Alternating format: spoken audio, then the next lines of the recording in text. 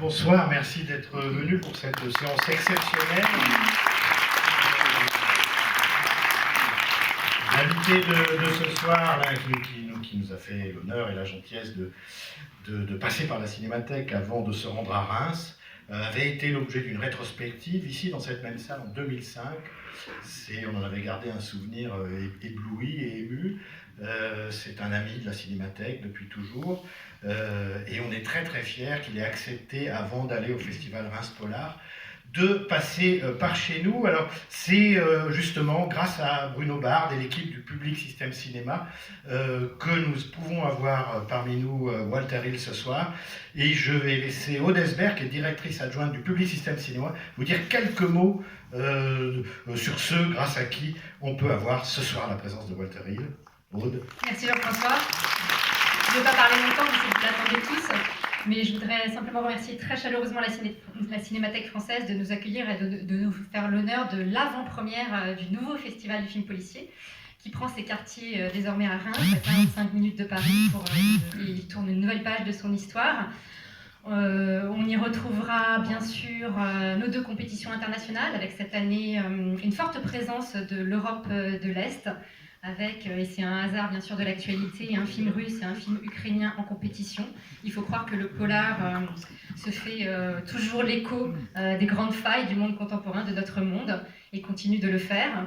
Il y aura aussi un focus sur la nouvelle vague du cinéma espagnol, avec en tête de file Rodrigo Sorogoyen, qui sera là également pour présenter quelques-uns de ses films, notamment Madré, El Reino et Que Dios me pardones.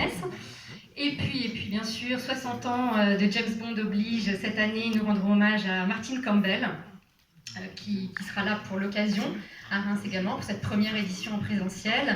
Et puis, il y aura de nombreux événements, le festival évolue un peu, il y aura une porte ouverte sur les séries, de nombreuses rencontres et masterclass. Et puis, notamment, je tiens à souligner et à remercier Jean-François Roger et la Cinémathèque de nous offrir la primeur de 2 séances de 2 grands cinéastes du genre, Shohei Imamura et Damiano Damiani, qui auront justement leur rétrospective ici à la Cinémathèque en mai, c'est ça Jean-François?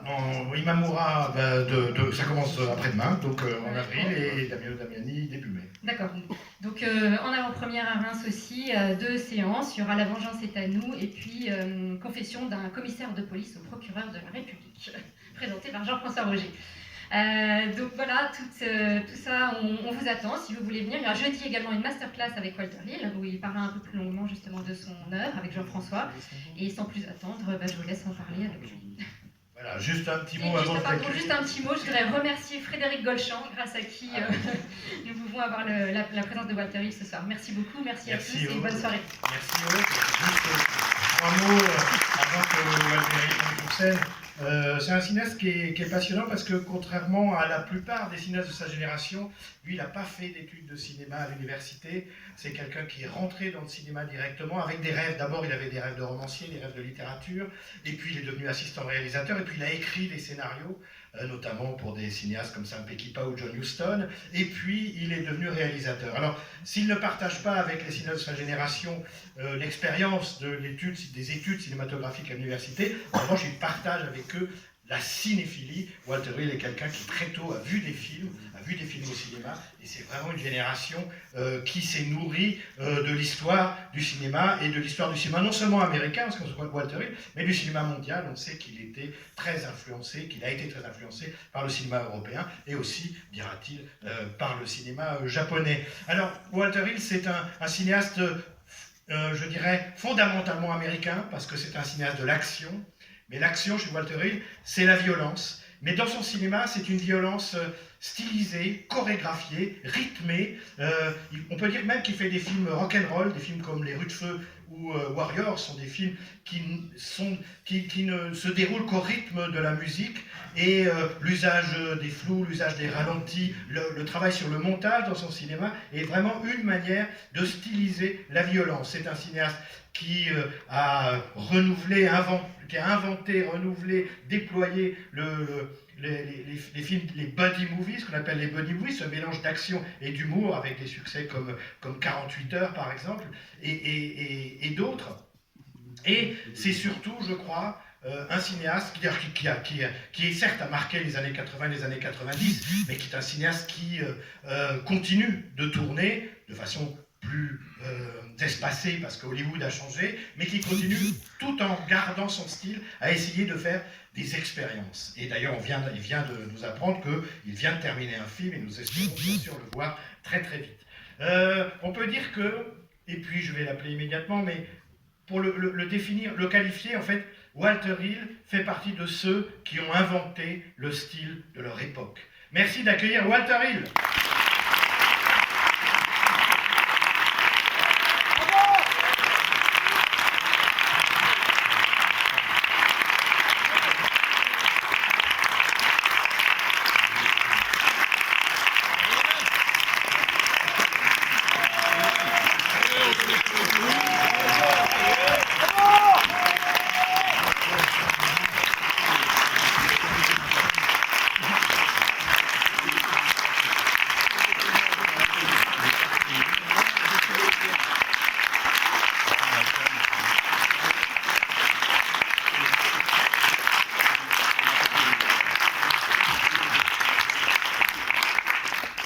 Make an old man happy.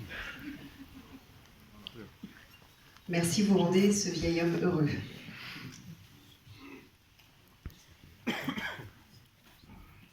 Ok. Alors on va voir Southern Comfort. C'est un des films, c'est un des films qu'on préfère le plus en France. Southern Comfort. Est-ce que vous aussi vous l'aimez beaucoup ce film? Je crois que oui, parce que vous étiez d'accord pour qu'on le choisisse. Southern Comfort is one of our very favorite films of yours. That's why we chose, and you agreed to that we showed it. So maybe it's one of the ones. Do you like to?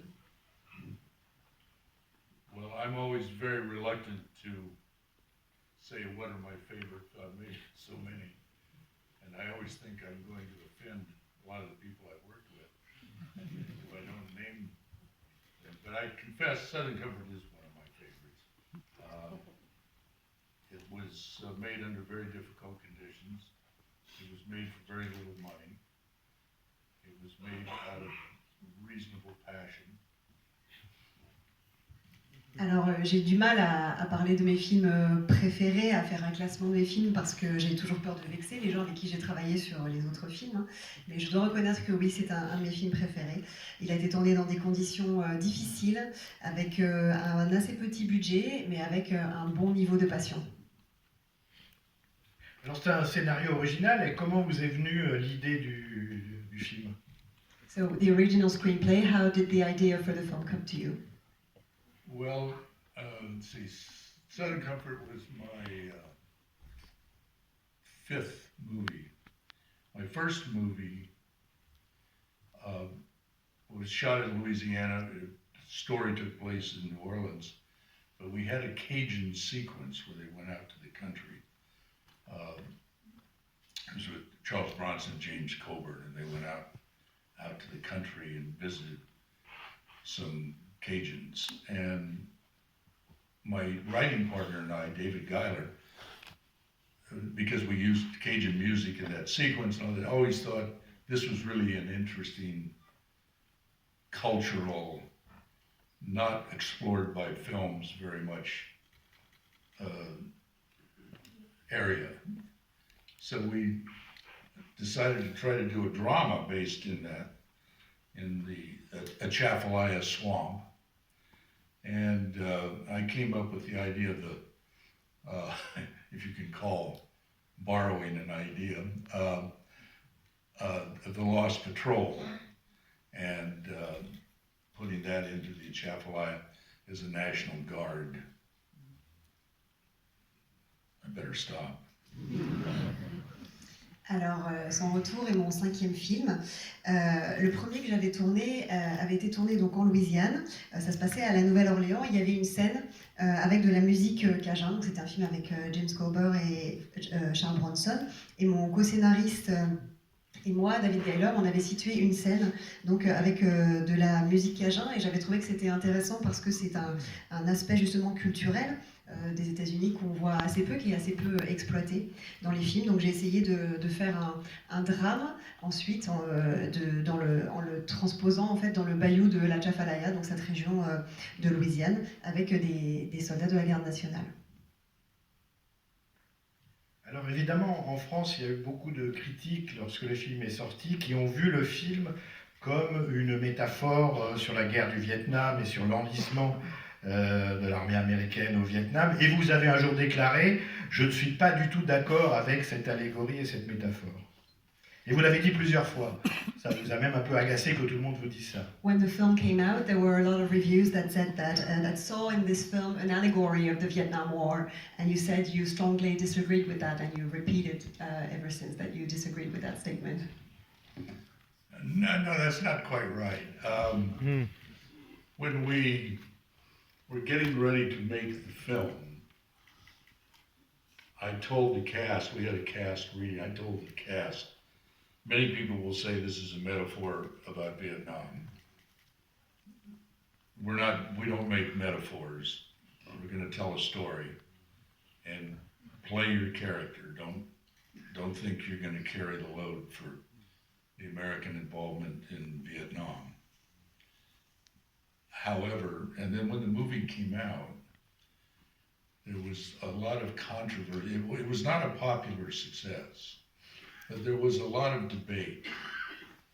There were people that said it was anti-Cajun and discriminatory against Cajuns. The Cajuns didn't think so, by the way, but there were people that said that.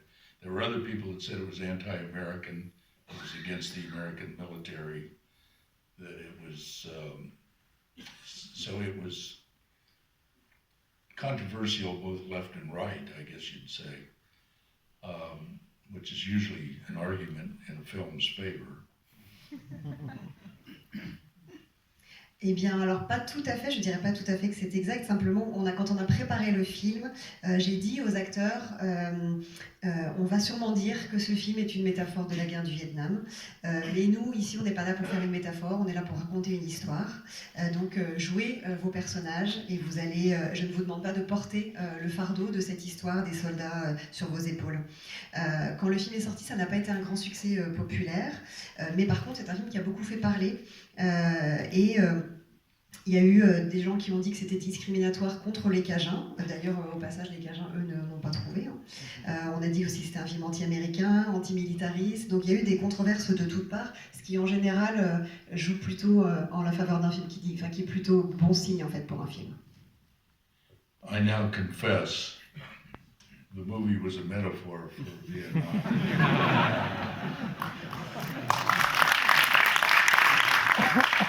Aujourd'hui, je l'avoue, ce film était une métaphore sur le Vietnam. Alors, sur justement la nature des personnages, vous êtes plutôt un cinéaste vous faites des films d'hommes en fait. C'est des films. Il y a beaucoup de films sur l'idée de virilité en fait, cette idée constitue votre cinéma. Et on peut dire que dans ce film-là, ce sont des hommes seuls qui se sont perdus parce qu'ils ont une mauvaise conception de ce qu'est la virilité.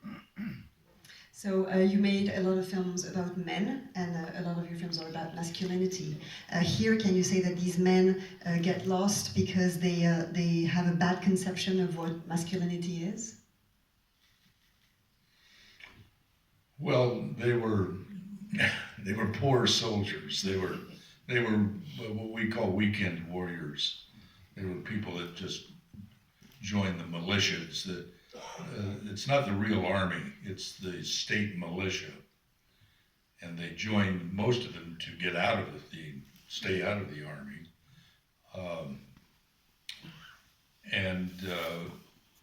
They get lost through a series of blunders.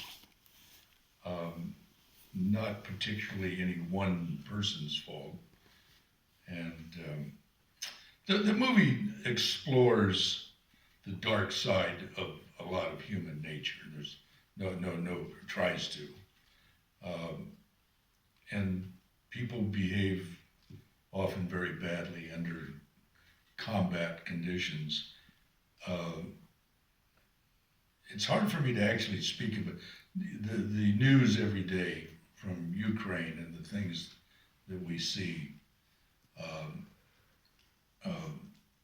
I hope this film, I haven't seen it in 40 years, I guess it is, but in a way, I hope it both speaks to that kind of tragedy and also that there's still glimmers of human hope and grace that can come out of very difficult situations.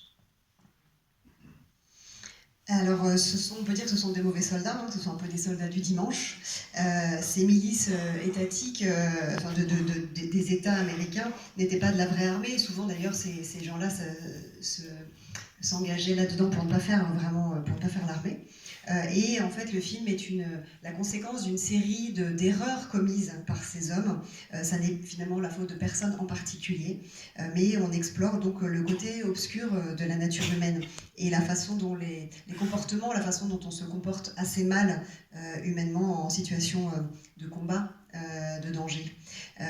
Et aujourd'hui, avec tout ce qu'on voit, les nouvelles que l'on voit, notamment de ce qui se passe en Ukraine, j'espère, même si moi-même je n'ai pas vu le film depuis 40 ans, j'espère qu'en le voyant, cela fera écho à ces tragédies actuelles et que ça donnera peut-être une lueur d'espoir qui peut permettre de sortir de ces situations dramatiques. To answer your question a little better, the movie is about men, but it is definitely not a celebration of masculine culture. If anything, it's a critique. They are wrong. They are wrong. Oui, alors c'est un film sur les hommes, mais ça n'est absolument pas une célébration de la culture, de la virilité. Ces hommes sont dans l'erreur, en fait, en faisant ça.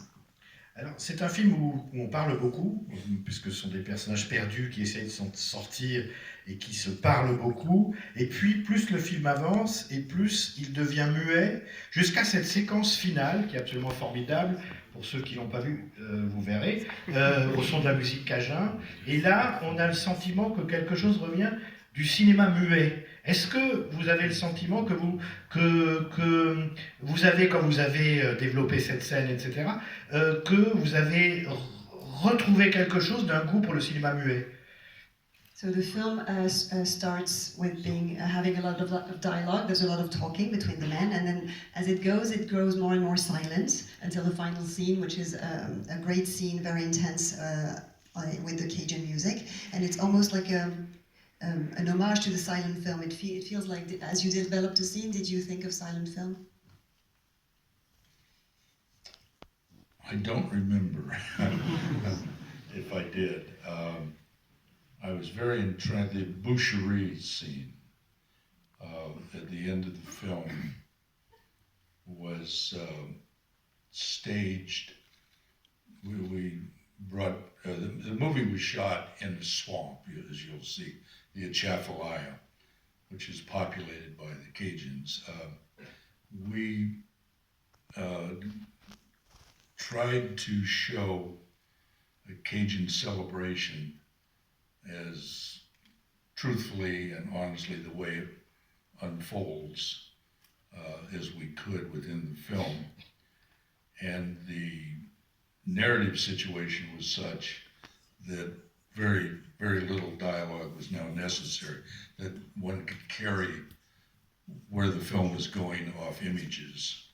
It was my favorite part of the movie, but that's probably not relevant. Alors, je ne me souviens pas exactement, en développant la scène, à quoi je pensais, mais simplement, donc le film ayant été tourné dans les marécages de l'Atchafalaya, de cette région cajun, on a voulu montrer une fête cajun aussi fidèle que possible, aussi authentique que possible. Et à ce moment-là du film, le récit, le point du récit où nous sommes fait que très peu de dialogue est nécessaire et que les images suffisent à exprimer l'action elle-même. Maybe before we finish, I will ask a question to the audience. Who will see the film for the first time tonight? Qui voit le film pour la première fois? Everybody. Almost everybody. You are the Cinémathèque. Well, you will have the pleasure of Ry Cooder's music I would tell you that I had done one film with Rai before this, and he had done a wonderful score on a Western that I did. And I knew of his interest in Cajun culture. And we worked very hard on the music. And as you pointed out, there is a bit of a Japanese touch as well to the music, but the music is, if you don't like the movie, I still think you'll like the music. So. Alors du coup, pour les personnes qui découvrent le film ce soir, vous aurez le plaisir d'entendre la musique de Ry Cooder, avec qui j'avais déjà travaillé sur un précédent film, sur un western, et il avait composé une musique originale qui était extrêmement belle, et je savais qu'il s'intéressait à la musique cajun, donc on a beaucoup travaillé la musique sur ce film, et comme vous le mentionniez avant, Jean-François, donc il y a effectivement une petite touche japonaise. Du coup, même si vous n'aimez pas le film, je suis certain que vous aimerez la musique, au moins. Vous allez voir une copie 35 mm qui provient des collections de la Cinémathèque française.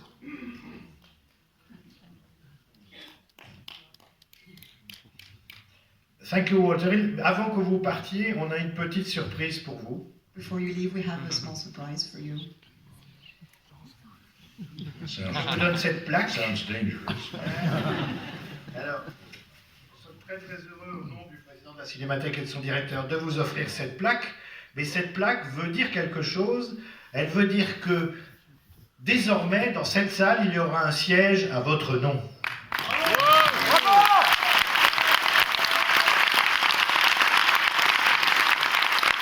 There will be one of our seats will have your name on it. One of the seats of the cinema. This one. One of the seats in the room will have your name on it now. Well, thank you. I listen, as I said when we got here, this is the temple of the cinema, really now the world temple of the cinema. It makes one feel very good about something you did 40 years ago, that it's still worth of somebody's attention. And I thank you all very much for coming. I hope you enjoy the film. And I'm very pleased with this. Who wouldn't be? Thank you. Thank you.